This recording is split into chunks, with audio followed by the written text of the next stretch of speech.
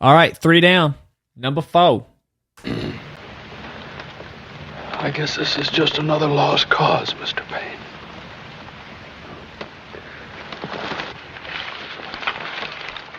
All you people don't know about lost causes. Mr. Payne does. He said once they were the only causes worth fighting for. And he fought for them once. For the only reason any man ever fights for them. Because of just one plain, simple rule. Love thy neighbor. Dude, is that Claude Rains? I don't know. I don't know. And in this world today full of hatred, a man who knows that one rule has a great trust. You know that rule, Mr. Payne. And I loved you for it just as my father did. And you know that you fight for the lost causes harder than for any others. Yes, you even die for them. Like a man we both knew, Mr. Payne. You think I'm late? You all think I'm late. Well, I'm not late. And I'm gonna stay right here and fight for this lost cause. Even if this room gets filled with lies like these. And the tailors and all their armies come marching into this place. Somebody will listen to me.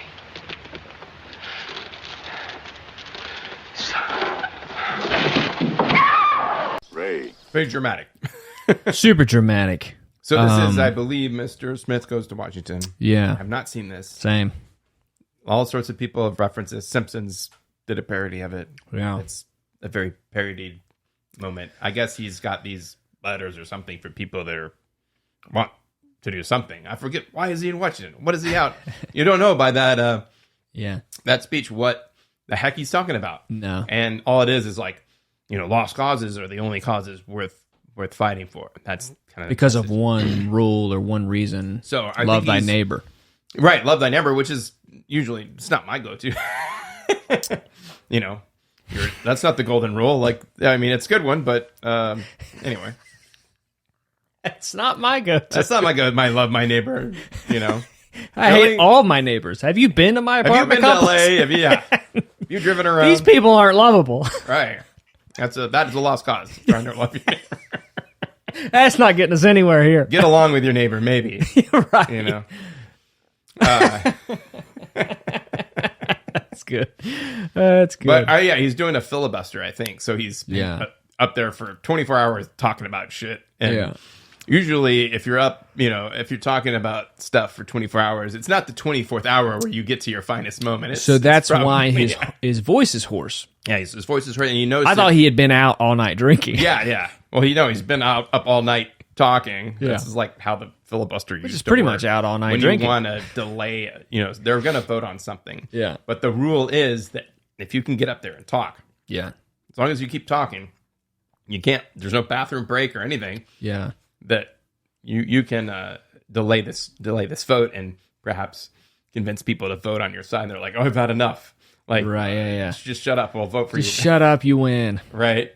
So I think that's kind of what it is, and you hardly see these things like anymore because it's like why go through all that trouble? But dude, what a skill to filibuster. Mm-hmm. Like I think about this, like sometimes like I was hearing somebody and it was like they're talking about like when Abraham Lincoln back in the day was running for president, you just get on a soapbox, a literal soapbox. What is the record for filibustering? It's like 47 hours or something crazy like that. I don't know, but like you would go to the town square, you'd stand up on a little bit of an elevated stage, and you would just talk to everybody there.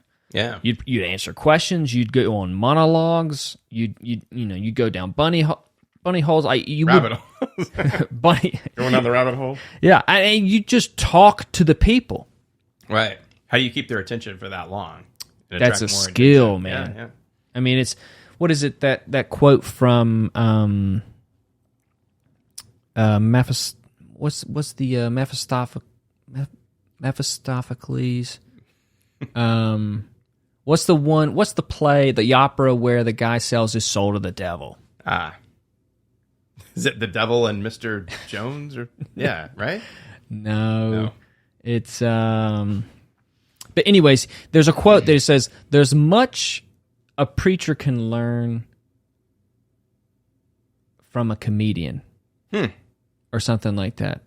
There's much a preacher.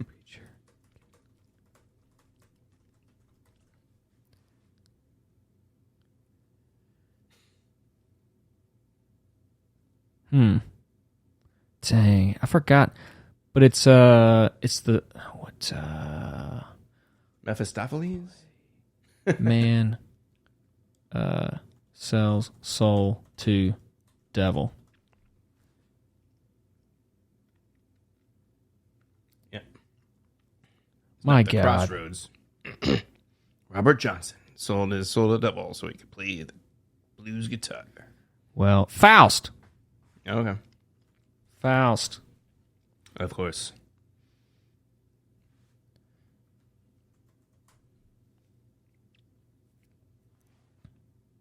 Yeah, it's German.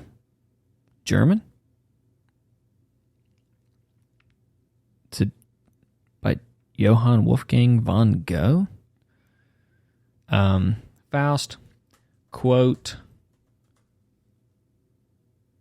pastor, preacher. Let's see.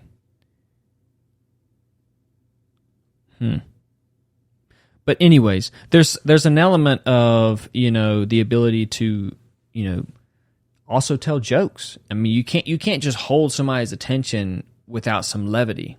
Right. Like that's a skill of like public speaking, but like on another level that we're not aware of now. Because when have you seen somebody do that other than like a stand-up performance, Right. or a preacher, or the Trump rallies have like he's kind of like been so much better than everybody else when it comes to that platform. Mm-hmm. You know what I mean? But like you see a lot of politicians, like if you watch the GOP debate, did you watch any of that? Like any highlights or anything? Dude, those guys suck. Yeah. Like it's so bad. And it's like, hold on, this used to be like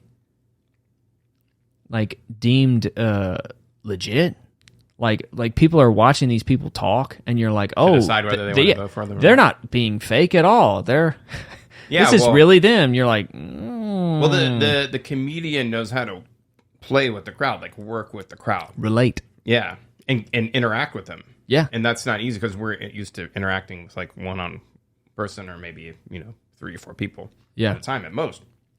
But, the audience becomes its own, like, it's a cluster of, cells. It becomes this organism, right? Yeah. And so you've got to interact with that organism Yeah. in a certain way.